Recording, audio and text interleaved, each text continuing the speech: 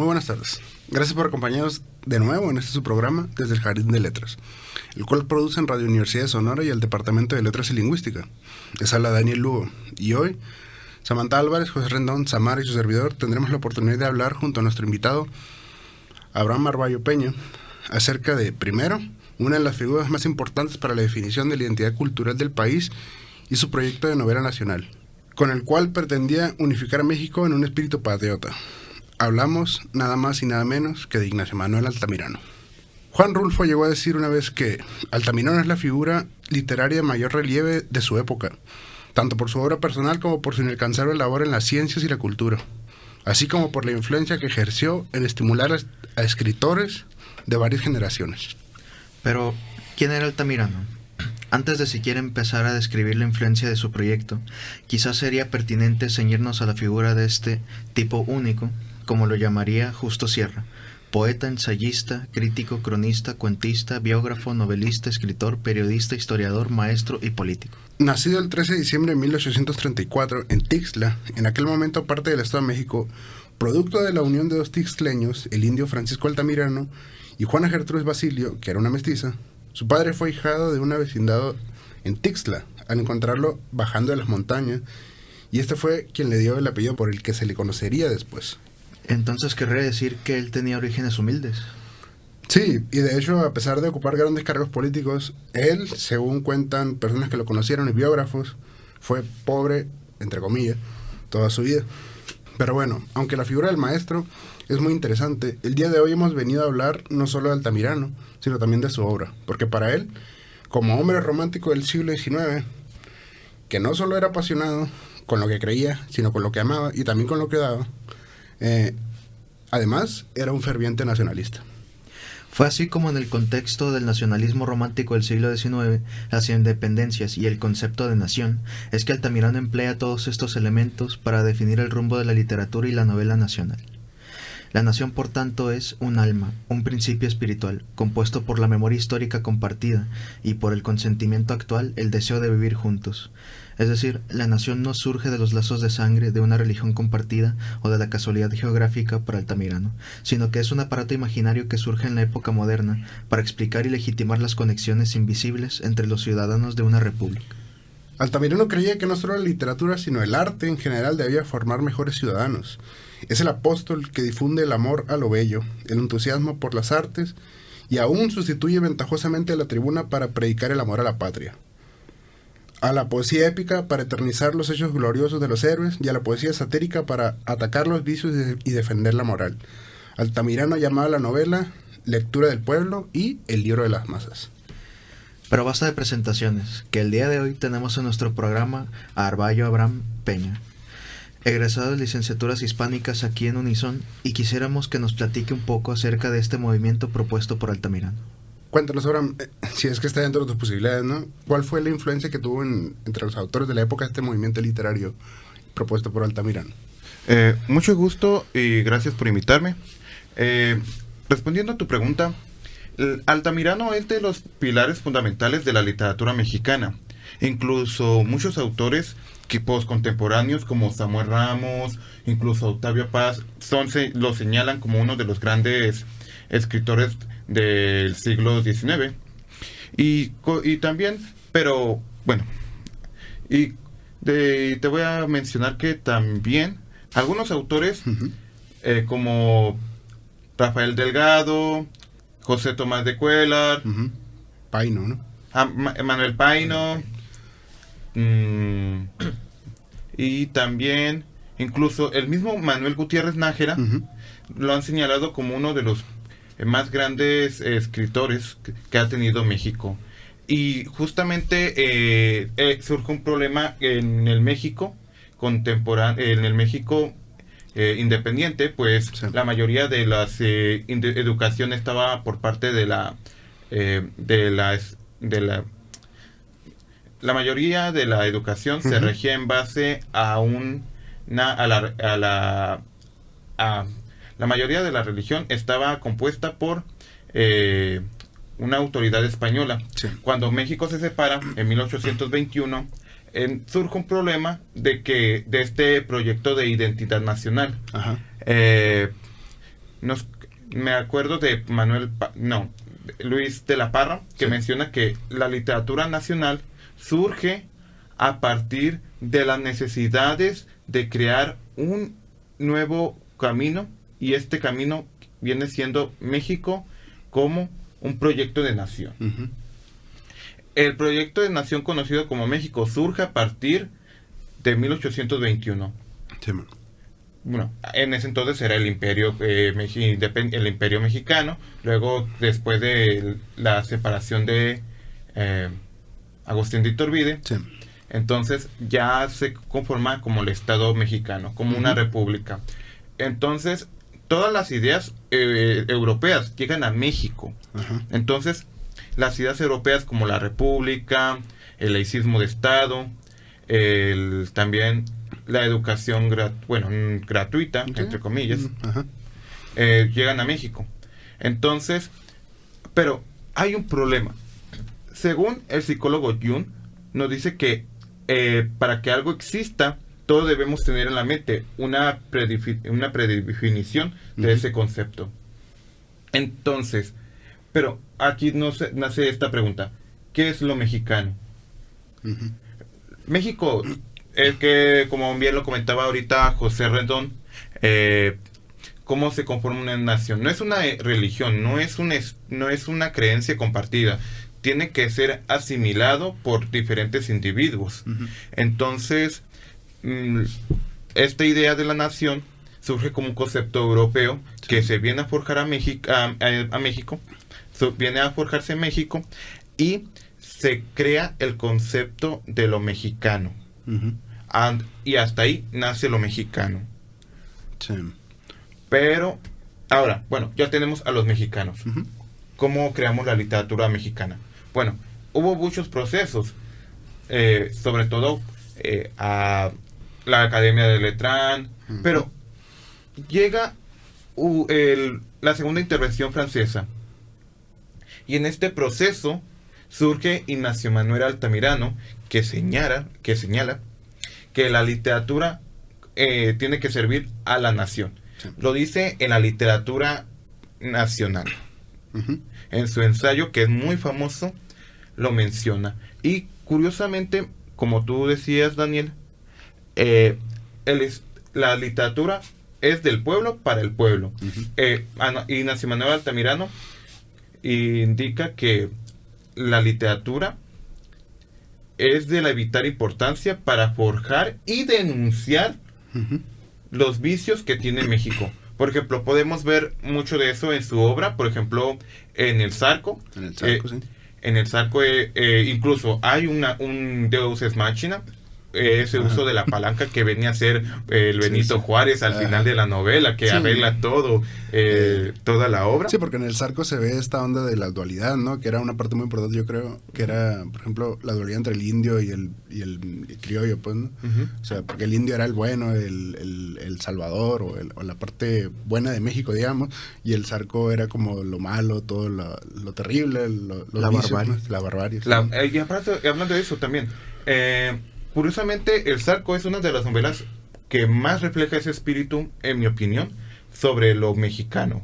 ¿Por qué? Porque distingue los dos matices. Está denunciando también. Y Ujú. otra novela que me gustaría enfatizar es Clemencia. Clemencia, muy importante también. ¿Por qué? Porque ahí justamente ya está la crítica a este problema de forjarse a los intereses europeos, Ujú. que Sí, es sí. esta visión, incluso los mismos, y aquí voy a sonar un poco contradictorio, porque suena ilógico que Ujú. nosotros nos estemos alimentando como de cultura europea, Sí. pero la estemos usando para criticar a Europa. Ok. Ajá. Porque mucha de la estética que se planea en estas novelas es una estética que tiende a ser realista. Sí, Y sí. justamente ese realismo es el que le da vida a todas las costumbres y tradiciones de México. Ujú. Y México no tiene este problema de no sabe cómo, o sea, viene pasando por un proceso de dependencia. ¿Cómo es México? ¿Qué es México? Ujú. Ok. O sea, ¿cómo O sea, está definido México, para empezar? Como que después de de la independencia no supimos definirnos, más bien es lo que estás tratando de decirme, ¿no? Ajá, y fue Altamirano quien como formalizó todas estas ideas y las puso por escrito, digamos. Ajá, las puso por escrito y me enfatizó que debemos buscar una nueva realidad mexicana. Ujú. Debemos buscar unos nuevos matices, nuevos diferencias para crear una nueva literatura Ujú. que sea totalmente mexicana. Ok. Ya. Esta nueva literatura, y aquí viene lo curioso. Muchos de la literatura, México, como ya dije antes, tenía un problema porque la administración había cambiado. Y teníamos el problema de la falta de educación en México. Sí, muy importante también. La falta de educación en México, porque ya pasan por un proceso de independencia, pero ¿de qué sirve formalizar un proyecto de literatura, en este caso, si la gente no sabe leer? Ujú. Sí. Entonces nace la novela del folletín, que es una novela que aparece en los periódicos. Ujú. Novelas como, por ejemplo, La Rumba, de Rafael Delgado, Así. que es muy importante, y también de incluso las propias novelas de Ignacio Manuel Altamirano fueron publicadas en periódicos Sí. y por entregas.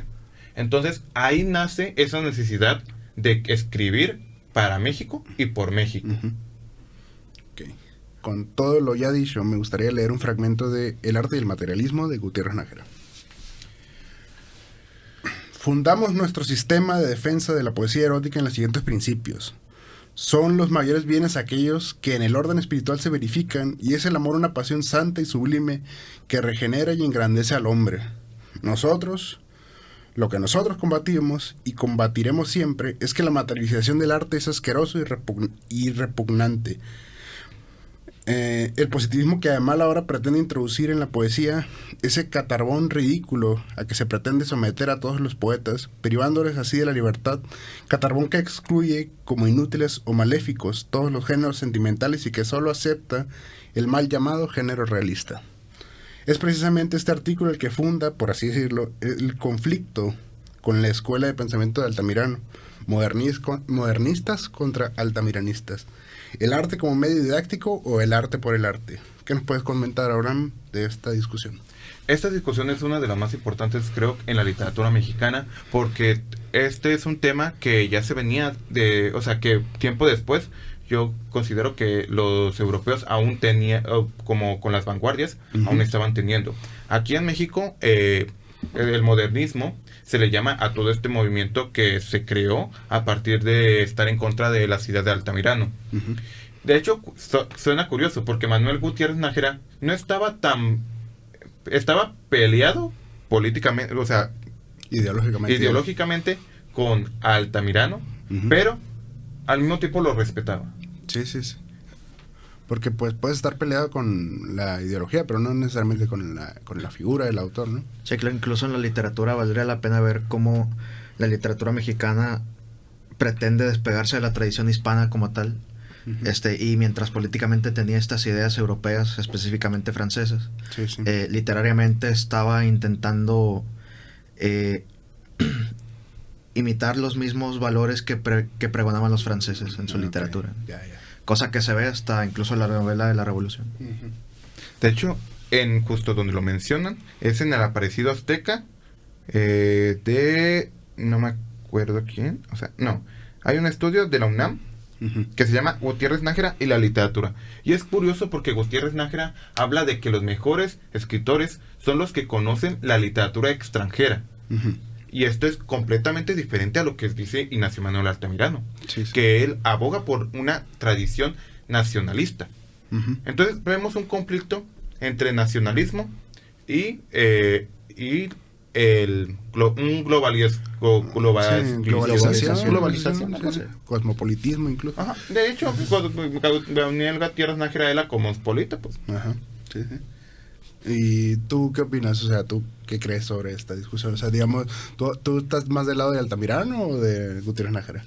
Mira, en lo personal, estoy un poquito más a favor de Altamirano, porque la literatura sí debe sí ha existido este matiz de denuncia. De hecho, Carlos Fuentes en la nueva novela hispanoamericana lo denuncia, de que la novela latinoamericana tiende al populismo. No es una regla, cabe aclarar, pero sí es una tendencia que sucede en la novela latinoamericana. Sí. Que incluso la mexicana siempre va a ser llena de política, porque los mexicanos somos muy aguerridos, Sí. somos peleadores, o sea, Nos encanta estar ahí en el meollo del asunto.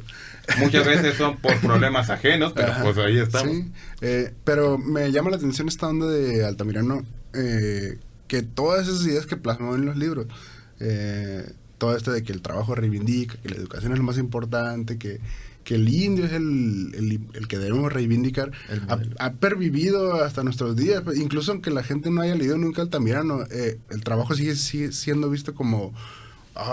el trabajo reivindica, me va a salvar, tengo que trabajar porque esto me va a hacer mejor, pues, ¿sabes? Y yo creo que sería interesante estudiar hasta qué punto pues lo logró Altamirano, ¿no? Porque la identidad nacional pues como consolidada está, pero aún así siento que nos falta más, como no somos patriotas como los gringos, pues, por ejemplo, pues, ¿no?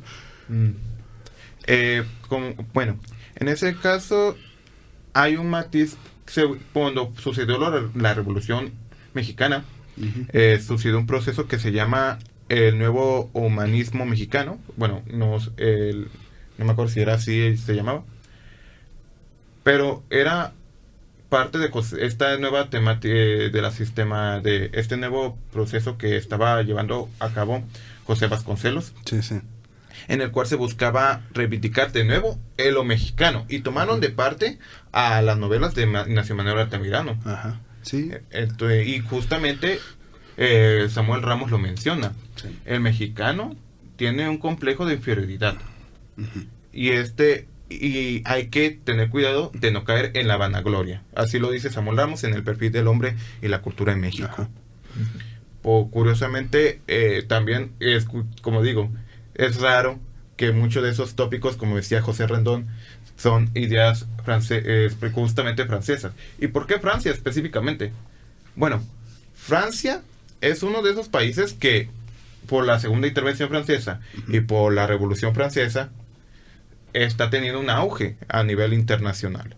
Sí. Puede que sus ideas no sean tan correctas para algunos puntos de vista, pero ahí están. Su impacto está ahí. Ahí están las ideas, ahí está el impacto y ahí están las nuevas tendencias. Okay. Sí, porque en ese tiempo era como el centro del mundo casi de Francia, ¿no? Todos querían ser franceses, todos querían afrancesarse. Este mismo proceso, digamos, lo podemos encontrar con los rusos, creo, porque ellos tenían así como una cultura que se sentía inferior en comparación con los franceses, siempre querían ser así, yo soy francés, y era, pues se me hace interesante que ocurra como procesos parecidos en diferentes partes del mundo, con el centro como Francia, pues, ¿no?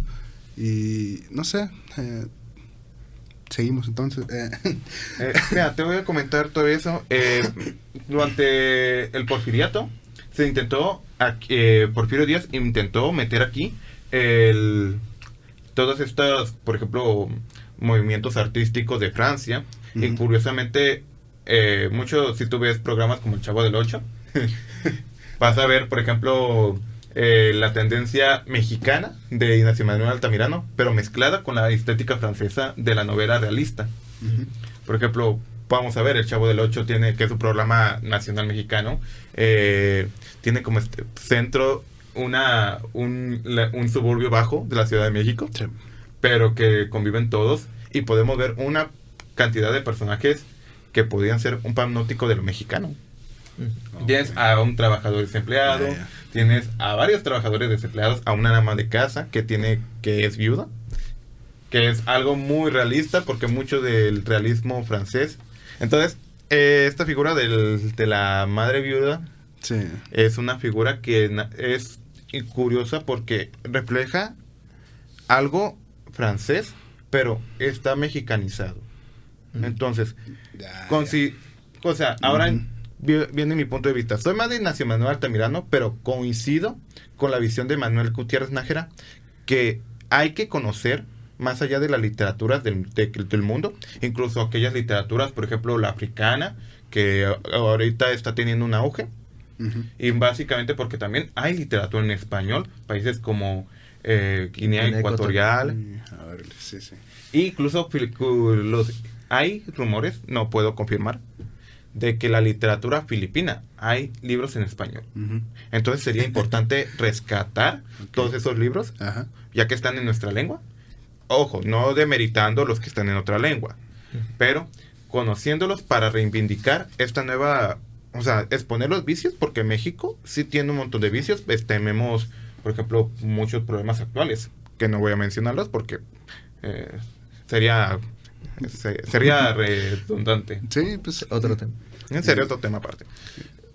excede los límites de nuestra conversación. Y bueno, muchas gracias, Abraham, por haber venido.